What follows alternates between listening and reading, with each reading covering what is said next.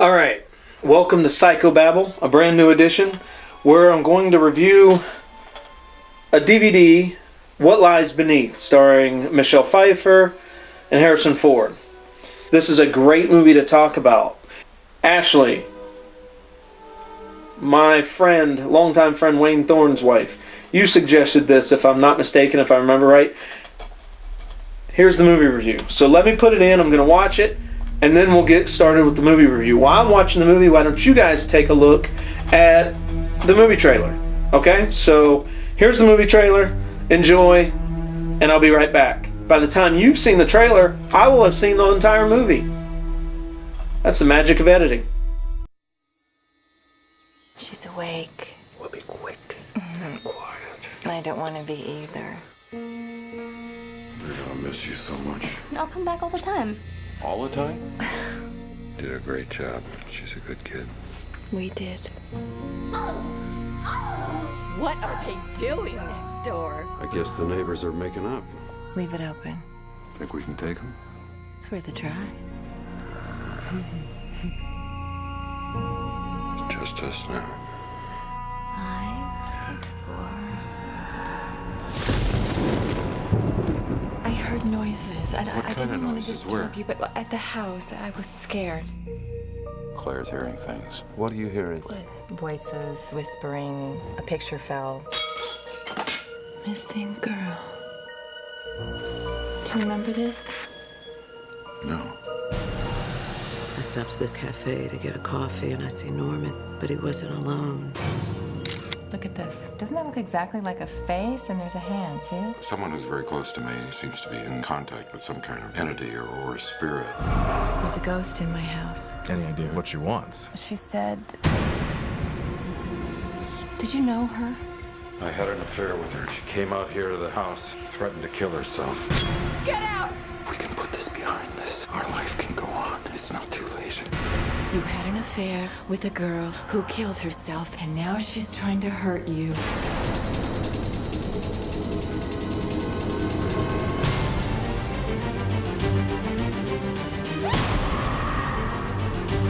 What does she look like? She looked like me, only she had green eyes. Stop! Hello, Dr. Spencer. You're not yourself today, are you? No, I'm not.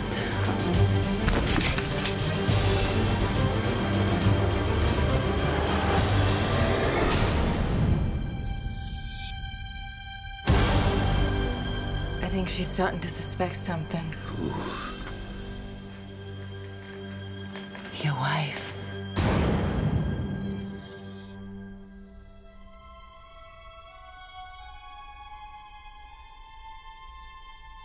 Okay, for the first time, I'm always looking for different ways to film Psychobabble editions or volumes.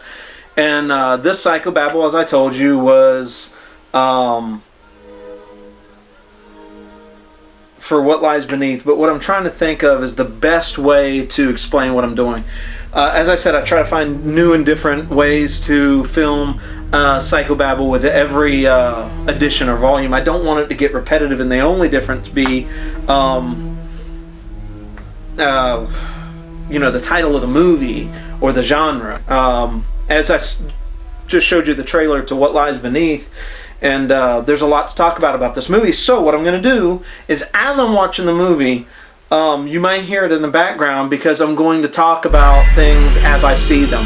And I'm only going to talk about the things that are the most crucial or key things to try to keep the length of the video as short as possible. They tend to get long when they're about a movie that has so many things to talk about, so many things to point out and discuss, like What Lies Beneath does in fact include. What Lies Beneath is one of my all-time favorite films. It's a movie that proves that when Hollywood wants to, when they really want to, and the cast is into it, sometimes pure magic can still happen like the old classic movies. What Lies Beneath feels like a modern day, millennial-aged Psycho. It's just fabulous. And considering I think Psycho is probably one of the best films ever made, and by far the best horror movie ever made, that's a big compliment. So anyway, let's start the movie right now. If I can, I'm going to start by saying that the location, the house, and the cast, all three, boom, boom, boom, all three is perfect. Michelle Pfeiffer, Harrison Ford, I'm not sure of the girl's name, I wasn't watching the credits just now, but whoever plays their teenage daughter, perfectly cast as Michelle Pfeiffer's daughter, you can believe it. And the movie takes off right away with references to Alfred Hitchcock. The scene opens in a bathroom. Then she's looking out the window watching what looks like the couple next door argue, which is a reference to Rear Window. And that reference of Rear Window gets deeper and more intense as the movie goes. It's incredible. And Michelle Pfeiffer and Harrison Ford are so believable as a married couple in this movie. If you haven't seen it, do yourself a favor before you watch another film. Go watch this movie. Or not go watch it, but get it on DVD or Blu-ray. Watch this movie. It's important enough, and you'll watch it enough times to where it's worth investing in putting it in a collection of your DVDs and movies. Don't just Redbox it or Netflix it. Go get the DVD or Blu-ray. At only 13 minutes and 15 seconds in, we are treated to our second reference to Rear Window. When she is kind of snooping in, looking to the next door neighbors, and you get your first jump scare here. Won't give it away, but Are you all right? only 3 minutes later, we are at a more intense, slightly more suggestive reference Hey, lady! What are you doing? to Rear Window. And at this point it's just getting rich, so rich with references to Rear Window that if you're a fan of Rear Window and then you're watching this, you think the movie's going to reference Rear Window through the whole movie, but we'll talk about this later as it happens, but it references other Hitchcock films. It's like a smorgasbord of Hitchcock references. So if you're a Hitchcock fan of Rear Window, Vertigo, Psycho, then you're a fan of this movie, and impossible not to be. And they do it so well and so classy without doing it cheap, you know. And the movie, I can't say enough good things about it. Just 19 minutes in, so 3 more minutes. It's like every 3 minutes up to the 20-minute mark there is another Rear Window reference. With Michelle Pfeiffer now looking out the window, it's raining, it's nighttime, she has to wake up Harrison Ford, Norman, which is another reference to Hitchcock, Norman Bates, and that is Harrison Ford's character is named Norman. But she saw the man next door carrying what looked like a body in a bag out of the house. So it's all Rear Window all over again. And of course the next day when he's at work, she's going to have to go investigate. Yet again, this will be her second trip over to the house, which leads to a really creepy reveal later when she's busted doing so.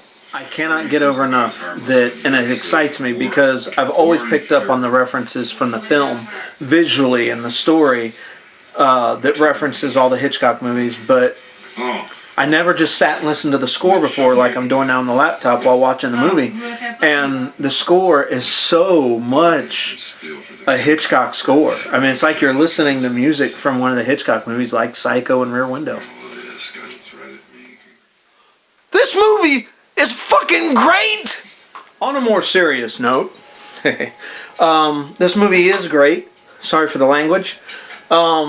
Because you keep seeing things happen that can only be supernatural. So you think it's a red herring. You think it's so obvious that it's going to reveal that there is no ghost. But there is. What a psycho. Oh my God, she saw a shoe with blood on it. A shoe with blood on it. We're 25 minutes into the film. Michelle Pfeiffer's character went over to the house to snoop, pretending like she's bringing a basket of flowers and goodies. And she sees a freaking shoe on the banister of the porch with blood on it. She looks inside and sees somebody's been playing cards. How suspicious. But a chair's turned over. So she leaves the basket of goodies and flowers at the door, tries to sneak away, and a heavy voice of the man. May I help you? Nice to meet you. But he seems polite. This is such a creepy part where she's looking through binoculars over at their neighbor's house at nighttime while on the phone with their girlfriend. The guy comes out, takes the bottle of wine out of the goodie basket, throws the flowers off the banister into the front yard, shuts the door.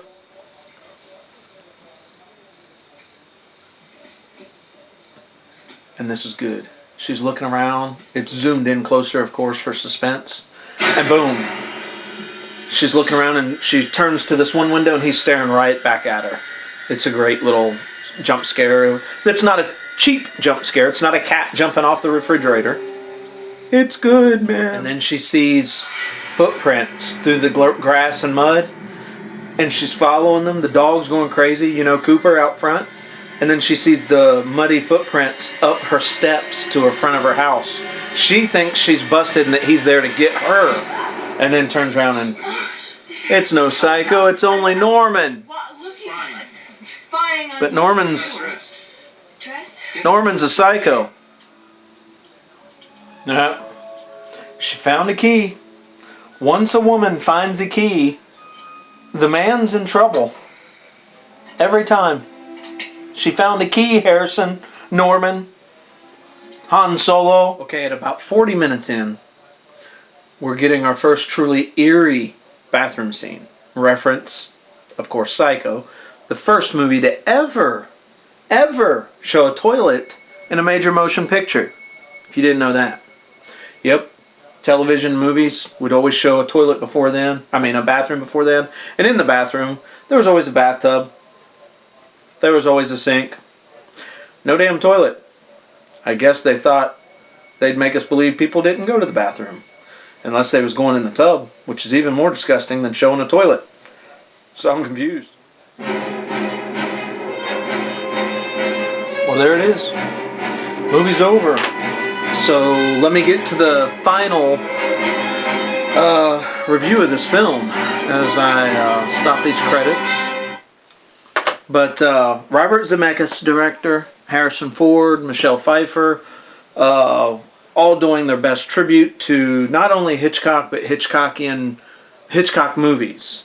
So truly, probably the most Hitchcockian modern day film there is. And successfully so, with taste, with layers and layers of references and scares, class, suspense, style, story, all the elements. I usually base a lot of things on its layers, its watchability, or I should say rewatchability. How many times could you see this movie? You know, I say I don't give movies 10. But this movie has perfect cinematography, perfect location, perfect acting, perfect writing, perfect direction, perfect story, perfect layers and depth.